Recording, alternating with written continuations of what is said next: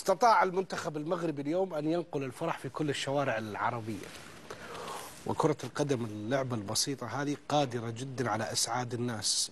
فاليوم لعيبة المنتخب المغربي أسعدوا أنفسهم أولا، أسعدوا شعبهم، وأسعدوا الوطن العربي بالكامل. وأنا أشوف المباراة تذكرت كلام خالد بدرة معنا في الاستوديو هنا وهو يقول تبكي أمه ما تبكي أمي.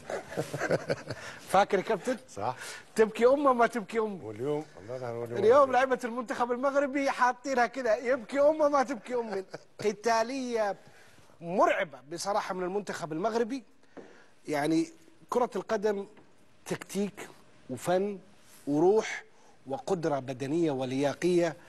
شفناها اليوم. المنتخب الإسباني كانوا مثل الطيور، عصافير حول المنتخب المغربي، وحوش في الملعب.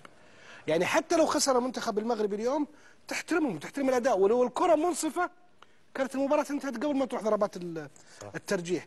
لكن كان لازم السيناريو الجميل يوصل لهذه المرحلة، وأيضا هدوء اللاعب العظيم الجميل في التنفيذ الأخير. طبعا لو ضاعت كانت الناس حتقول مستهتر، بس طالما جاته حلوة إذا أنت تتكلم على الإيجابية فيها والهدوء والنفسية والروح الحلوة.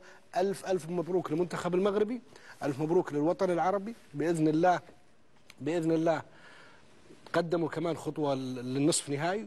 وهذا المنتخب اللي شفناه اليوم قادر، يعني فنيا تكتيكيا عناصريا قادر، ما ينقص ولا شيء انه يوصل. ألف ألف مبروك. أدخلوا البهجة والفرح والسرور لقلوبنا وإحنا نتفرج على المباراة. ضربات الجزاء الترجيحية يعني كنا على أعصابنا وكأنه منتخبنا الوطني الحقيقي وإحنا نتابع المنتخب المغربي. ألف ألف مبروك. شكرا يا أبطال.